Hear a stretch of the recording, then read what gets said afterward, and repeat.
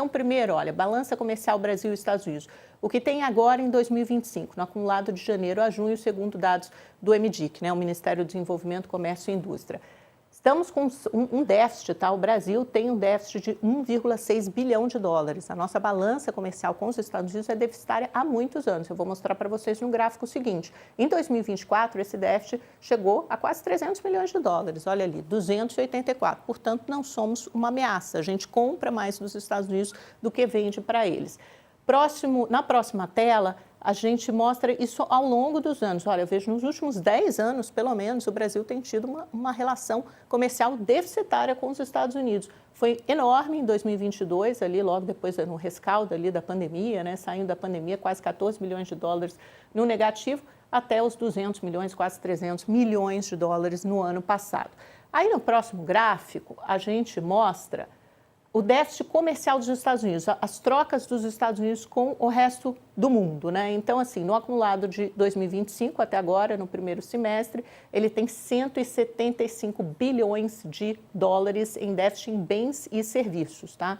E o déficit comercial de bens no ano passado, é isso que o Donald Trump quer atacar, é isso que ele não aceita, mais de 1 trilhão de dólares em déficit no ano passado. E aí, os principais parceiros comerciais dos Estados Unidos, União Europeia, vejo que ele é deficitário com a maioria deles, né? Importa muito mais da União Europeia do que exporta, por exemplo. Mas aqui, por tamanho, os maiores parceiros comerciais, União Europeia, com quem pode fechar um acordo hoje, amanhã, nos próximos dias, México, se bem que o Trump ontem já ameaçou mandar uma cartinha para a União Europeia. Então, vamos ver. Tudo pode acontecer. União Europeia, México, Canadá, China, aí tem Japão e Coreia do Sul, que já receberam uma cartinha com 25% de tarifa cada um, Taiwan e Vietnã. Isso posto, agora sim podemos dar início à nossa entrevista com Otaviano Canuto. Otaviano, como é que você vê essa nova escalada tarifária do Donald Trump, a extensão desse prazo para 1º de agosto? As coisas vão se resolver ou pelo o que vem se desenhando, pelo cenário que vem se desenhando, é possível sim que muitos países paguem tarifas maiores para exportar seus produtos. Na verdade, quem paga é o consumidor, né, quando compra, mas que tenham tarifas maiores para exportar seus produtos para os Estados Unidos. Eu acho que tivemos um retorno à ideia de tarifas utilizadas por Trump de maneira protecionista mesmo. Só para lembrar, né? Quando no dia 2 de abril aquelas tarifas recíprocas foram anunciadas e os mercados ficaram nervosos e tal, com o anúncio da suspensão, né, para negociação, houve um certo alívio, se achando que, na verdade, as tarifas não eram para valer mesmo e que eram uma arma para negociar. Mas é claro que também ninguém poderia esperar que fosse possível para os Estados Unidos fazerem acordos bilaterais com a quantidade enorme de países dentro do prazo que ele estabeleceu. E com efeito, até hoje, foi feito o acordo com o Reino Unido, esse acordo com a China e o acordo com o Vietnã, né? Então, o sentido que a gente vê agora é o de realmente reafirmação do objetivo protecionista de lá de 2 de abril voltando. É interessante notar o seguinte, nessas 14 cartas que você mencionou, né, para os países em que o Trump já enviou, e vão vir mais, né, a rigor, na prática, as tarifas que estão estabelecidas para 1º de agosto, em todos os 14 casos, são iguais ou bem próximas àquelas que foram de 2 de abril. Bangladesh estava 37%, na carta agora vai 35%. Bósnia e Herzegovina estava em 35% e agora foi a carta com 30%, e por aí vai, né? E eu acho que o objetivo aí é protecionista e, ao mesmo tempo, também a ameaça como arma de negociação. A rigor, em alguns casos, simplesmente é ameaça. O caso dos BRICS é simplesmente, quer dizer, o que é que vai o que negociação haveria para poder, digamos assim, levar o Trump a não estabelecer esses 10%. Aliás, não está nada claro. Se ele está fazendo acordos também com a China, fez acordos com a China, e se ainda está manifesta otimismo com a possibilidade de chegar a um acordo, como é que ele vai fazer? Como é que vai botar 10% em alguns dos BRICS e não nos outros? Vai botar 10% em candidatos a ser parte dos BRICS e assim por diante? Vai botar 10% na Arábia Saudita? Não está claro. Que é seu nada parceiro, disso, né? Que é um aliado próximo. É excelente esse ponto que você traz. Então, o que você está falando, na verdade, é que é só uma ameaça vazia, que dificilmente isso vai ser feito na prática. Por exemplo, de tarifar os países do BRICS com 10%. Não faria sentido, porque você teria que usar pesos diferentes. Os 10%. As outras tarifas, não. Elas são para valer. Sim. Olha, os mesmo 10% extras, né? Só pelo fato de pertencerem ao BRICS ou estarem alinhados ao BRICS. É isso que não deve se concretizar. Na prática, digamos assim, quando você se olha a composição das importações dos Estados Unidos e aí pondera pelas tarifas que ele está estabelecendo para os países, pelo que a gente sabe até aqui, a tarifa média dos Estados Unidos vai subir para alguma coisa em torno de 17%. E hoje é de quanto, Otaviano? Vai subir de quanto para quanto? Antes de Trump, 2%, 3%. Tá. De fato, assim como na União Europeia, as tarifas americanas nunca foram altas, né? Não têm sido altas. Foram altas lá nos anos 30, etc. e tal, mas, de fato, a elevação será substancial. Com um pequeno detalhe. Veja, você falou muito bem, descreveu como o tamanho do déficit comercial norte-americano, como o déficit comercial americano é uma variável chave para Trump e eles associam isso à desindustrialização dos Estados Unidos, etc. e tal. Então, mas tem um detalhe.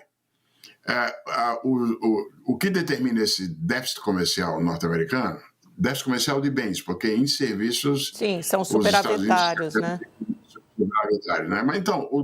Mas o déficit comercial e o déficit em conta corrente dos Estados Unidos, ele não reflete manobras comerciais dos demais países se aproveitando e explorando o mercado americano, né? Isso soou bem como objeto de campanha eleitoral, mas na prática o déficit americano, o déficit em conta corrente e o déficit comercial, ele reflete em grande medida o descompasso entre, de um lado, a demanda interna dos Estados Unidos e a capacidade de produção, né? Inclusive puxado pelo déficit público, né? O déficit público americano, quando você soma isso com a propensão ao consumo e o ritmo de atividade, é o que explica esses déficits comerciais norte-americanos. Então, se esse lado do déficit público e do consumo não for diminuído, na verdade você põe tarifa aqui, mas aí é como aquele joguinho de você aperta, bate o martelo no bichinho no lado e ele aparece do outro. Esse déficit vai aparecer por outro lado, né? Mas o fato é que a questão do déficit, bom, era problema? Não necessariamente, não, pelo contrário, porque ao mesmo tempo que você tem tido esse déficit em conta corrente norte-americano, tem havido um apetite pelo resto do mundo para adquirir ativos dos Estados Unidos, papéis dos Estados Unidos, né? A excepcionalidade da economia americana dos últimos anos, com crescimento mais alto do que os outros países avançados, com com aumento de produtividade, e tudo isso associado ao dinamismo da área de tecnologia, ao longo dos últimos anos, chupou capital do mundo inteiro, né? Isso, em grande medida, é o que torna possível a continuidade desses déficits em conta corrente norte-americanos, né?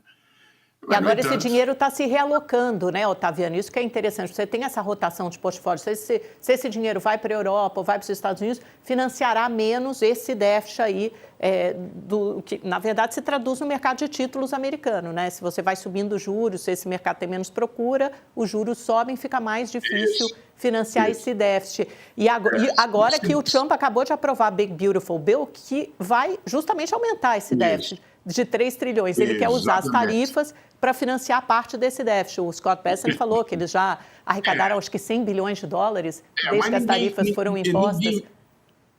Ninguém leva a sério essa ideia de que a arrecadação via tarifas possa compensar inteiramente o impacto negativo sobre as contas públicas do projeto de lei. Ninguém em sã consciência imagina.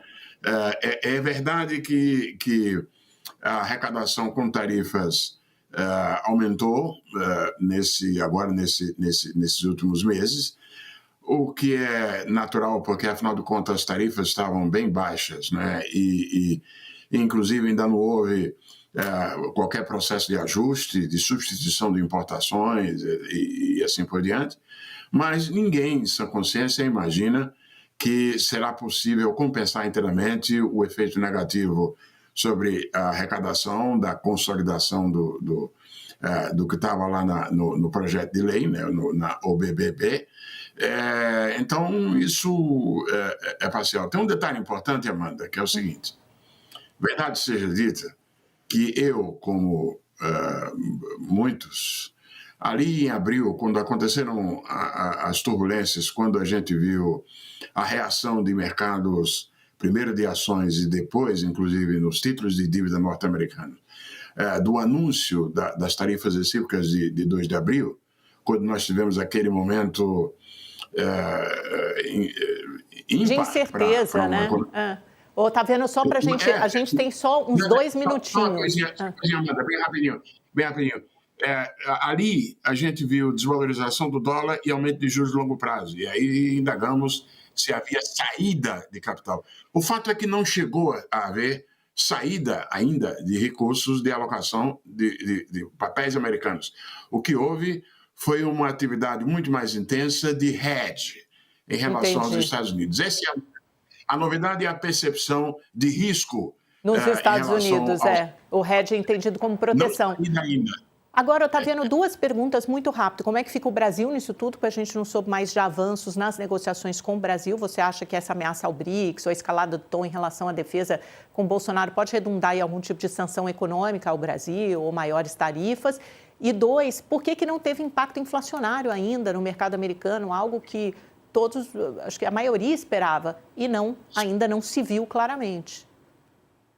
Perfeito. Começo pela segunda, que é mais fácil. É que, na verdade, a parcela de bens manufaturados, que são o objeto das tarifas, sobre o índice de preços ao consumidor, ela, numa economia como a americana, ela é bem mais baixa do que aquilo que era há muitos anos atrás, né? Então, é um impacto grande via importações de manufaturados sobre a produção de manufaturados locais, mas, a rigor, a economia americana é uma economia cujo PIB depende muito de serviços, né? E o consumo norte-americano tem muito mais serviços do que manufaturas como composição, né? Mas, mesmo assim, as estimativas, por exemplo, que eu vi do Yale Budget Lab, sugerem algo do seguinte: essas tarifas novas elas devem subir o nível de preços em algo em torno de 1,7%. Ou seja, a cesta de consumo americana vai ficar, em termos vai subir algo em torno de 1,7%, o que tem um impacto sobre o poder de compra do americano, mas nada monstruoso, né? Nada fora do controle. E Brasil, sobre só o para Brasil, terminar, muito rápido, Otaviano, que a gente já está encerrando aqui. Certo. Eu creio que o Brasil vai ter os 10% que estavam lá nas tarifas recíprocas, porque esse 10% é o mínimo comum que, inclusive, os Estados Unidos estão jogando para todo mundo. A União Europeia não vai escapar disso, como botou para os ingleses, né? Mesmo com acordo. Então, na margem, eu quero crer que vai ser difícil negociar alguma coisa como reversão desse aumento de tarifas sobre o Brasil. Vamos ter que conviver com. Pelo menos estamos na escala inferior, né? Acho que a gente tem que se dar satisfeito. Eles estavam tentando alguma coisa de aço e alumínio, mas, enfim, isso também ainda não saiu. Otaviano... Compare com o Bangladesh, 35%, tá terrível. Pobre meu Bangladesh. Pois é, que tem um monte de coisa na área têxtil, né? De fornecimento, têxtil, de calçados. O Myanmar com 40%. Pois é.